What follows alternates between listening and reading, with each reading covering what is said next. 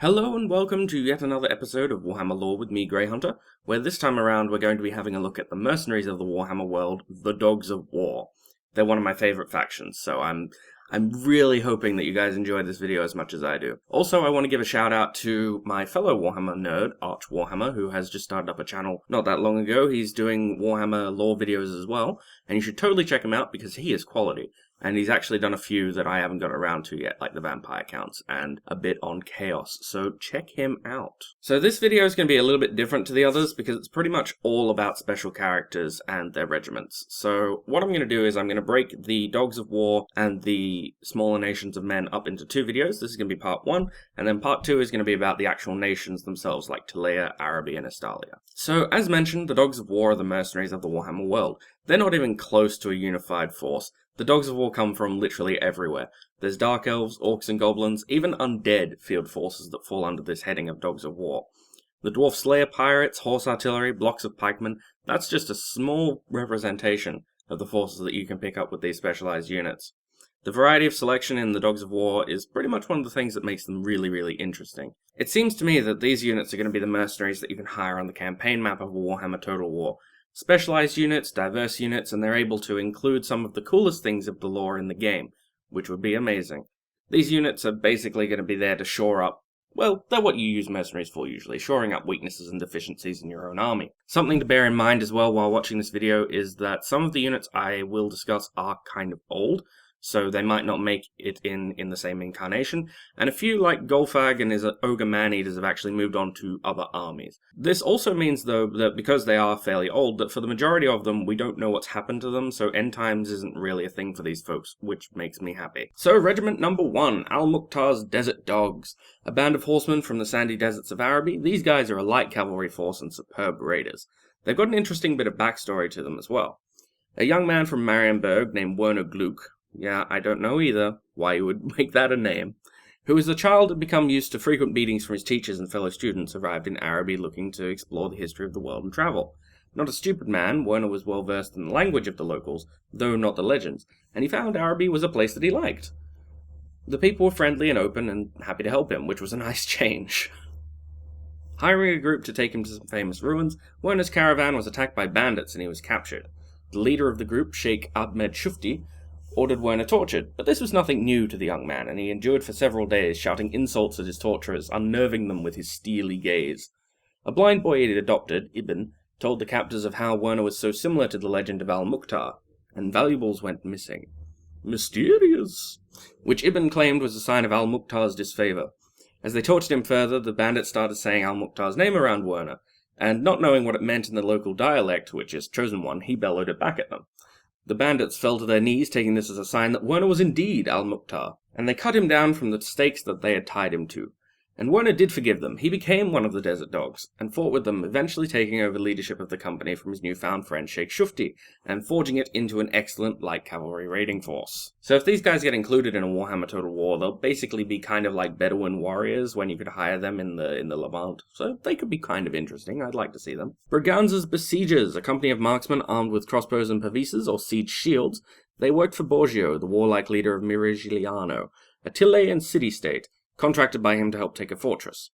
Impressed with them, he offered to find them more work in return for some of the profit. Captain Luca Braganza agreed, for reasons that will become obvious when we look at Borgio, and Borgio found them work assisting in taking a pirate fortress. The fortress was taken, and the company was approached by some dwarves to help them take back one of their lost strongholds. They took this place too, and they were given a chest of jewels and other treasures. Still owing a cut to Borgio, they started the long trek back, and like the company of Greeks under Xenophon, they had to fight their way back to the shore. They fought bandits and orcs, fellow mercenaries, and even ogres on their travel, only to arrive back in Mirigliano and find that Borgio was dead, assassinated. Braganza split the treasure between his men, and they started looking for another employer. Renowned for their seeming invincibility and their outstanding marksmanship, the besiegers have served many an employer. So these guys are a lot like Genoan crossbowmen, so you'll probably use them as a kind of force that can get up close to walls, shoot, not die as terrible numbers, so that should be interesting if they get included. Long Drong Slayer's Pirates. The dwarf Long Drong, named for his considerable height for a dwarf, started as a trader, sailing the seas trading dwarven wares. Unfortunately for Long Drong, his ship ran afoul of the worst storm in a century and foundered on the rocks. The cargo of dwarf ale was lost, But Long Drong had survived, a severe dishonor for any self-respecting dwarf. He swore the oath of a slayer, which is an oath to die in a worthy battle to atone for his shame, and the survivors of his crew did the same thing. Their first act was to march inland and storm the stronghold of the feared and famous pirate Capitano Sissiko, capturing the treasure hoard of the Capitano and his ship. Using the profit from this, Long Drong hired dwarfish craftsmen and smiths to create a new ship for him and arm it. He then offered his services in finding lost pay chests to those needing it, after being told of how often the pay chests that were lost in battle or to vicious beasties found out in the great unknown were a point of honor for most mercenary generals, and would provide a chance for a fitting death. He was immensely successful at this, or immensely bad at it if you consider that he didn't die. And after a while the mercenary generals he had helped began hiring him and his slayers to serve in their army, for the express purpose of throwing them at the pay chest of the opposing force. Long Drong, of course, took up these offers, but as of yet, he hasn't managed to meet his death in glorious battle. Long Drong's Slayers pirates, they're pretty much just going to be like a cool little skirmishing unit, although they might be, if they use sea battles, because sea battles are a thing in Warhammer Fantasy, they might be an expert unit of marines. That could be an interesting twist. Voland's Venators. Voland came to Telea by the way of the Empire, seeking his fortune as a mercenary in the Telean armies in one of the endless wars among the city-states there. Joining the Venators, a unit of heavy cavalry much like the Knights of the Empire or Bretonnia in armament, he eventually rose to command the company. The Teleans generally used infantry-heavy armies, blocks of pikes surrounded by crossbowmen, and the Venators brought a new element of using heavy cavalry into their battles. Voland decreed that those serving in his company had to remove all identifying family crests, and to adopt new names while they served to obscure their origins. Their fame became widespread, and soon more knights were coming to join them. Imperial knights, even a few Bretonnian questing knights ended up in their ranks. The only real defining feature was that these men, one and all, fought on horseback. They fought their way across many of the Telean wars, serving with the border princes, and made a name for themselves as a disciplined force of shock cavalry. They liked to joust, knights being knights, and one time they even showed up at a Bretonnian tourney in Karun. There they unhorsed the king's champion, and the king declared that Voland would only enter Bretonnia again in chains. Despised for a lack of honor by Bretonnian chivalry, snubbed as no true knights by knights of the Empire, Voland's Venators couldn't care less. They've fought across the battlefields of the old world, and they've lived to drink to it. So if they get included in a Warhammer Total War, I imagine that they will just basically be kind of like good heavy cavalry for a faction that doesn't have heavy cavalry, like something to support dwarves, because dwarves can't move particularly fast, something like that. Ruggled's Armored Orcs. The one group of orc mercenaries in the Warhammer world, Ruglud Bonechewer, started out as a regular orc warlord, taking control of his tribe by being the biggest and the strongest, crushing the other greenskin tribes around the area, achieving great success until his one and only defeat, where he met Chaos Dwarves in battle and had his ass handed to him. Their heavier armor deflected the arrows, and the orcs were forced to retreat. Having been beaten, Ruglud was no longer the best, and was driven away except for a small group of supporters. Coming across an abandoned fortress, they ventured inside and found the remnants of a dwarf battle, where the two sides had killed each other off. Looting their crossbows and their armor, Ruglud's Armored Orcs was born. Fighting simply because they liked to, just like all other orcs, these ones actually give orcish armies a fighting chance against fighting heavily armored troops like Bretonnian knights. So these guys are probably going to be mainly seen in orc armies, although they would hire out to others, as the Dogs of War book says. Mainly because the orcs don't really have anything that can actually stand up to something wearing heavy armor, so the ability to use crossbows, kind of a big deal. But I mean, come on, who doesn't want a unit of orcs in their army? Pizarro's Lost Legion. This mercenary company is the remnants of an expeditionary force sent to Lustria by the merchants of Tabaro, which is a city-state in Telea, led by Ferdinando Pizarro. A mixed unit of pike and crossbow, these guys are one of my favorite units of Dogs of War, because, come on, pikes and crossbows in the same unit. Amazing.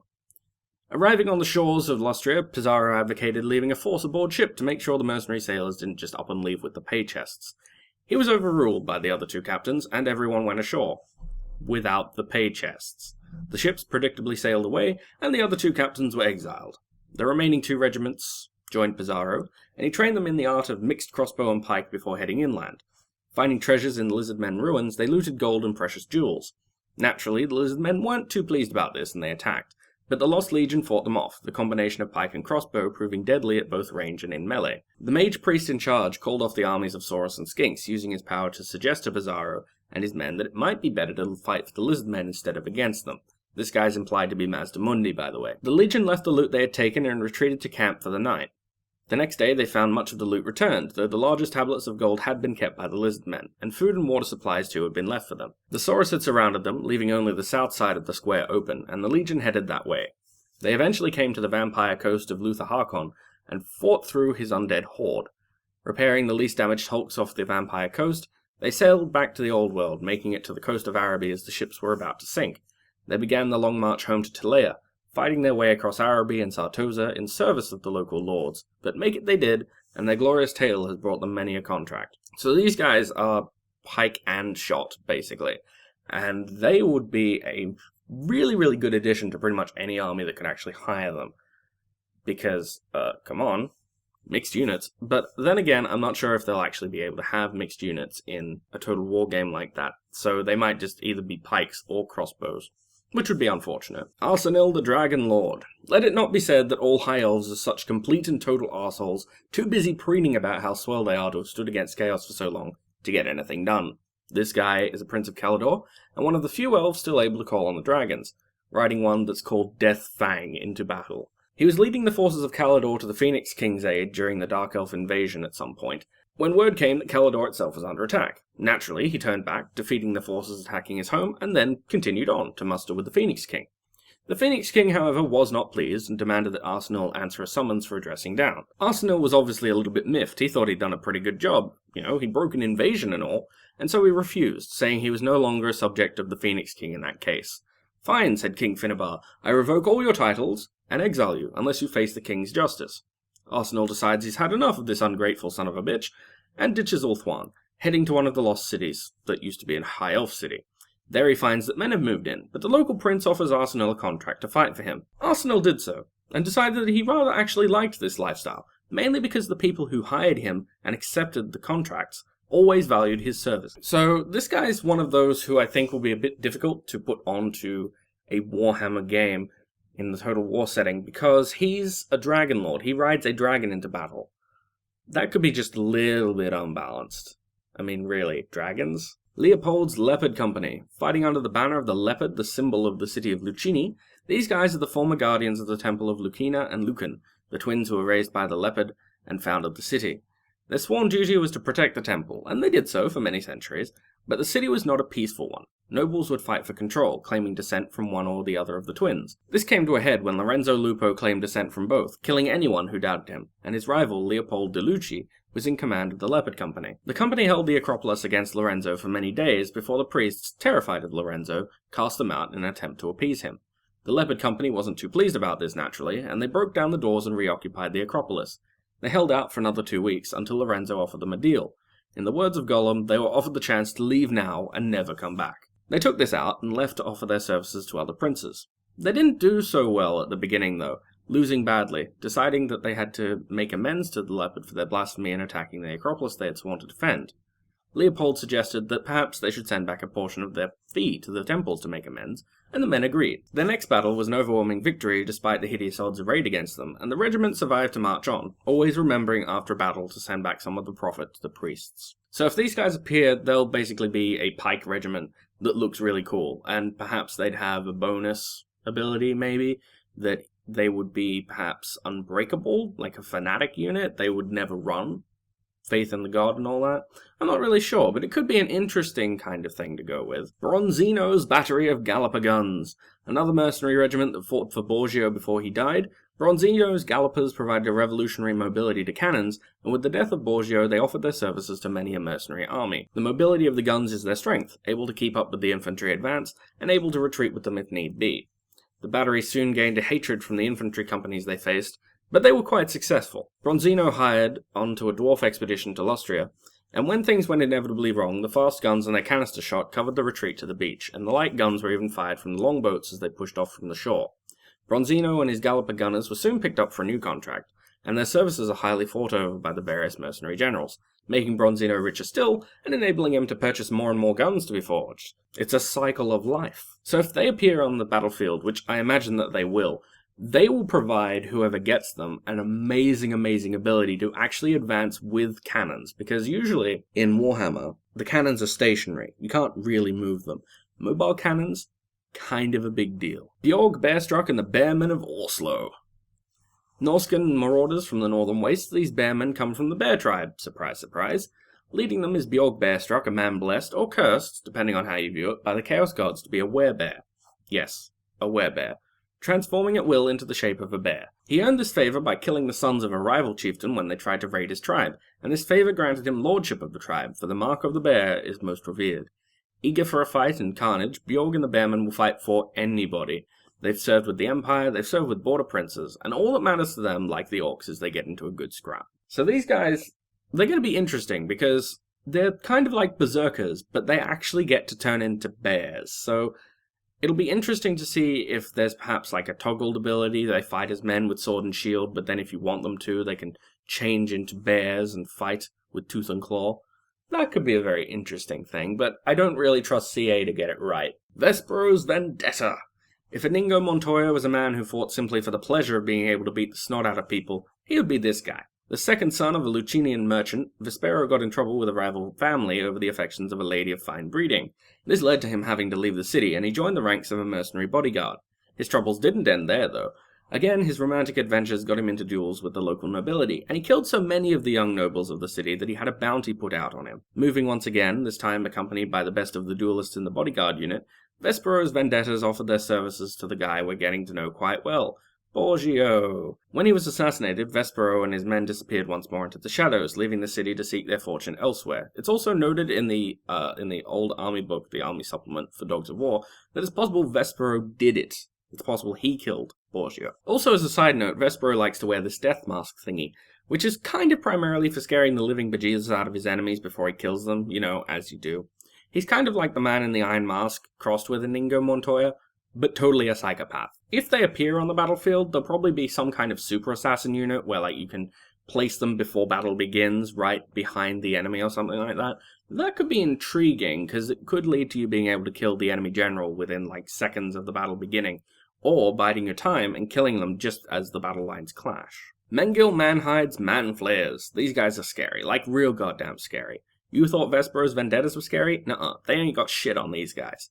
Dark elves who like to wear the skin of their enemies as cloaks for shits and giggles, their leader Mengil was tasked as a young fellow to follow and hunt down a escaped slave, which he did, and he decided that the skin would be a nice and warm cloak.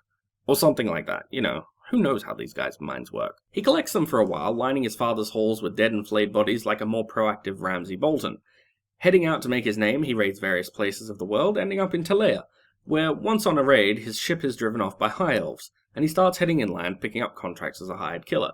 Discovering that he rather likes fighting, simply for the sake of doing so, and getting paid to, literally, go hunt people and skin them, he takes well to this mercenary lifestyle, although he does return occasionally to Naggaroth.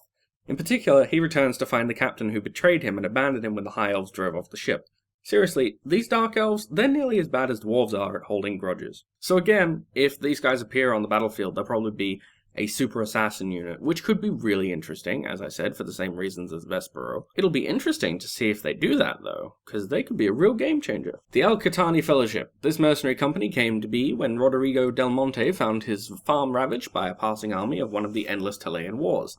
Gathering his savings and pulling together his workforce, Roderigo set out to be a mercenary himself. Purchasing one set of shoddy armor, some second-hand helmets, and a batch of slightly bent pikes, Roderigo's mercenary career had begun. A few hammer blows later and the pikes were a little bit straighter, the armor was polished, and the contracts were sought. Roderigo and his men didn't really get any big-paying jobs at the beginning, but they did establish a reputation for reliability and being the poor man's choice when he needed a mercenary company to get things done. They fought for villagers barely able to raise 10 ducats between the many families, on the principle of once having been those people, with no one willing to fight for them. In time, this reliability and the quality of the company did afford them richer contracts, but they still occasionally took jobs from the poor and helpless. So while they might never be the richest mercenaries in the land, they are well loved by the masses. So again, if these guys show up in a Warhammer Total War, it's probably just going to be as a generic pike unit, but a generic pike unit that perhaps looks a little bit more ragged, or is a little bit cheaper, and therefore if you don't have a ton of money, you can hire them on to hold a fortress or something like that. The poor man's choice. Gotrek and Felix. They're sort of kinda a mercenary company. They're on the Dogs of War list, but I'm actually just going to skip over these guys a bit, mainly because Arch Warhammer loves them to death and he actually has read the book series on them, whereas I haven't. So check that out when he gets to them and, does them glorious justice. In the meantime, a basic summary. A cross between Asterix and Obelix, with some Blackadder thrown in. These guys are fantastic. Gotrek is a slayer like Long Drong, out to seek glorious death for shameful failure. Depending on how you look at it, he's either amazingly good at what he does, or terrible, considering that he still hasn't died yet, much like Long Drong. Accompanying him is a friend named Felix Jaeger, a historian type, and a bit like Baldric, except his plans are actually kinda good, and he can fight. He's written books about his travel with Gotrek, and considering how he's lived through their wacky adventures, he's a damn skilled fellow. I'm not sure how they'd really be represented in a Warhammer Total War setting. I guess maybe as like a heroic unit, because in the Warhammer world, characters are a lot more important in the grand scheme of things. So perhaps they could be a specialized unit, but they've got a lot of cool history, and you should totally check it out when Arch Warhammer actually gets around to doing them, because he will do them glorious justice. Rico's Republican Guard. Raised in the city of Remus by merchants unhappy with the tyranny of the merchant prince Armilo Mondo, this regiment fought in vicious street fighting, losing commander after commander, until a man nicknamed Ragged Rico, for the state of his uniform, took command. He led from the front, seemingly protected by the gods of war, as he fought in the bloodiest parts of the battle, capturing the palace and mounting Mondo's head on a pike. The Republic established, the Guard was given praise and honor, but little in the way of actual payment. Their ragged and battle-worn appearance earned them kudos, but a city without money is a city without prospect. Rico led the Guard out to seek new employment, hiring out to other Chilean cities and succeeding quite well, all things considered. They frequently fought for cities seeking to overthrow tyrannical rulers, and when word of their success and the wealth they were bringing in came to the attention of the merchant princes in Remus, they recalled Rico and demanded a large share of the pay chest. Rico refused, naturally. The merchants had pled poverty when he'd saved the Republic, and they ordered him arrested and executed. His men weren't standing for it, however, and despite the 10-to-1 odds, they fought through to the dungeons and rescued him. As they marched out of the city, the citizens cheered the toppling of the merchant princes, and the ladies of Remus lined the walls, throwing their silk scarves and the like to the guardsmen, who tied them to their helms and arms as mementos of the grateful city. With Rico at their head, the Republican Guard has fought on battlefields all across the old world. So if these guys turn up again, and I know I'm saying this for like the third or fourth time so far, they're probably going to be generic kind of pikemen. But they're going to look cool, and pikes are fairly rare in the Warhammer world. It's generally more usual to see spears, not long pikes. And so they'll still be quite useful, especially against cavalry. So I'm hoping that Rico's Republican Guard make the cut. The Birdmen of Katraza, led by the former windmill builder Daedalo, who was inspired by the writings of the genius Leonardo da Mirigliano on the subject of flight, the Birdmen strike from the skies with their crossbows. Daedalo's first attempts at flight were unsuccessful, but they culminated when he fell through a noblewoman's roof, landing in the bath she and her captain of the guards was sharing, killing the captain. Being imprisoned in the tower jail of Verrazzo, Daedalo was intent on escaping. Working for days, he crafted yet another set of wings from the furniture and the bedsheets, and leapt out the window of his cell, which had no bars, seeing as it was so high off the ground. Miraculously, he did not plummet to his death, but soared away over the horizon. For the next year, he hired and trained his birdmen, taking only the thinnest and best marksmen, and teaching them how to use their wings. In the first engagement, the birdmen swooped into the rear of the enemy army, snatching up the general from his horse and flying him into captivity. Alfeo Romeo of Remus hired Daedalo immediately to rescue his love, Isabella Delecta, from Katraza, where her family had imprisoned her until she agreed to marry another. The Birdmen took the contract and succeeded marvelously, taking the name Birdmen of Katraza for the regiment. So, again, like the Dragon Lord, these guys are going to be a little bit iffy. Not because they're ridiculously overpowered, but because they fly. And I'm not sure exactly how you would really work that into a Total War game. How would you make a unit fly? How would you deal with them being able to shoot from above? It could be very interesting, and again, if CA gets it right, which I do not trust them to, it could be fantastic. And lucky last out of all of the companies that I've chosen to look at in this particular video, the Cursed Company. These are the undead guys. Led by the undead Richter Kruger, the tale of the Cursed Company is steeped in tragedy. A young and enterprising mercenary, Kruger would sign on with pretty much anybody. Unfortunately for him, he signed on with a necromancer against the forces of the Empire. When the Empire started to weaken the necromancer, Kruger accepted an offer from the other side to switch, sneakily striking down the necromancer with an artful betrayal worthy of the Skaven. However, on the edge of death, like true death, the necromancer snarled out a curse and Kruger aged to death within seconds. For Kruger, though, it wasn't over. He awoke during the night seeing his new skeletal self. Cursed to walk the world as a fully aware undead warrior, Kruger seeks out a final death, but every time he's been struck down, he rises up again.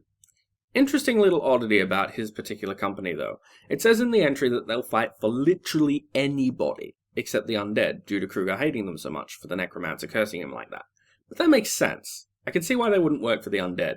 The bit that doesn't make sense is anybody actually hiring this guy. He's just a little bit creepy, you know, he's a talking skeleton and all. But if he shows up on the battlefield, that could be really interesting, because this unit, along with other undead units, would be the tar pit of all tar pits. Because in the game, Richter Kruger, when he kills somebody, like for really real, gets to raise them as one of his guys. So that could be interesting to see how they do undead units, really. I mean, there's never really been an opportunity for them to do anything like that. So, again, I know this caveat's come up a lot as well. If CA can pull it off, it'll be glorious. If they can't, and I don't trust them to, it'll be a train wreck. So there you have it, a small rundown of some of my favourite of the regiments of renown in the Dogs of War army. There are, of course, many others, but if I did them all, we'd be here for hours upon hours upon hours. I do hope that you've enjoyed it, though, and that this will give you some idea of what to expect for the mercenary selection when it comes to a Warhammer Total War. And I do hope that they keep the tongue-in-cheek nature of the Dogs of War. I mean, come on, where else would you find a guy named Alfeo Romeo? It's beautiful. I love the Dogs of War. They're from a day when tongue-in-cheek was the norm, and Warhammer didn't take itself so seriously. So I hope that you will join me next time for the next video, where we'll look at the smaller nations of men, such as Telea, Estalia, and Araby. We might be able to get some Cathay and Ind in there, but they don't really have any lore, so I'll have to do a little bit more searching to see if there's anything like that. But I will see you guys in the next video, so thank you for watching, and this is Grey Hunter, signing out.